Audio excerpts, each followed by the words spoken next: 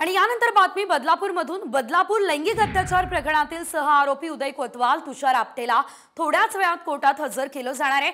या दोघांना पोलिसांनी अटक केली होती। उदय कोतवालचा रक्तदाब वाढला, त्यामुळे मध्यवर्ती रुग्णालयात त्याला दाखल करण्यात आलं आहे।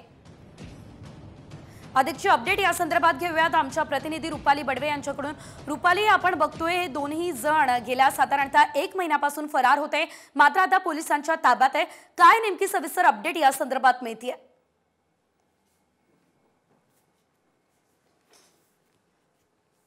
बदलापूरमध्ये झालेल्या चिमुकलीवर झालेल्या लैंगिक अत्याचारानंतर अक्षय शिंदेचा खरं तर एन्काउंटर झाला आणि याच प्रकरणामध्ये 2 जे सह आरोपी होते त्यांचा शोध खरं तर सुरू होता। पोलिसांनी तब्बल 1.5 महिन्यानंतर त्या दोघांनाही अटक केलेली आहे। मात्र सध्या मी उल्हासनगरच्या मध्यवर्ती पोलीस स्टेशनमध्ये आहे आणि आपण जर आपल्याला माहिती आहे की खरं तर काल जेव्हा त्या दोन्ही आरोपींना ताब्यात घेतलं होतं, अटक केली होती, त्याच्यानंतर उदय कोतवाल हा जो आरोपी आहे त्याला बरं वाटत नव्हतं, त्याची तब्येत बिघडली होती, त्याचा बीपी हाय झाला होता आणि त्याच्यामुळे त्याला सेंट्रल हॉस्पिटलमध्ये त्याला ॲडमिट देखील करण्यात आलं होतं। आता काहीच वेळापूर्वी उदय कोतवाल हा जो आरोपी आहे त्याला खरं तर आता पुन्हा एकदा ठाण्यामध्ये आणण्यात आलेला आहे पोलीस स्टेशनला आणि पुढच्या काही वेळामध्ये जेव्हा एसआयटीची टीम या ठिकाणी येईल तेव्हा त्या दोघांचाही ताबा एसआयटीच्या टीमकडे दिला जाणार आहे आणि त्याच्यानंतर या दोन्ही आरोपींना कोर्टामध्ये सादर केलं जाणार आहे। मागच्या 1-1.5 महिन्यामध्ये आपण बघितलं तर की अनेक गोष्टी घडल्या होत्या। जेव्हा हे प्रकरण समोर आलं तेव्हा आरोप प्रत्यारोप झाले आणि या सगळ्यामध्ये बदलापूरच्या स्थानिकांचा जो आक्रोश होता तो देखील आपण पाहिलेला आहे आणि याच प्रकरणानंतर अक्षय शिंदेचा झालेला एन्काउंटर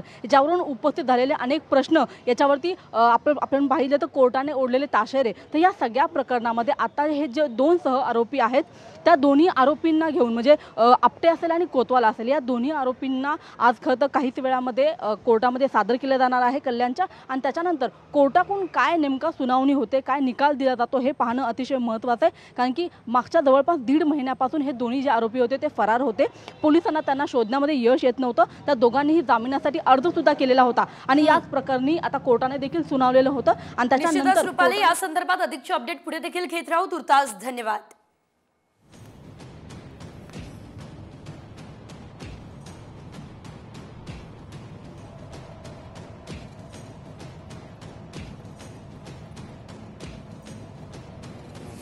तर आपण बघतोय काल रात्री उशिरा पोलिसांनी त्यांना अटक केली होती। उदय कोतवाल आणि तुषार आपटेला कोर्टात आता हजर केलं जाणार आहे। आज आरोपींची कोर्टात हजेरी लागणार आहे।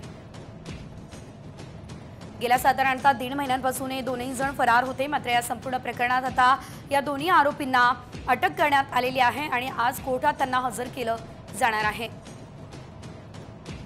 यामध्ये एकाची प्रकृती खालावली असल्याची देखील माहिती मिळते।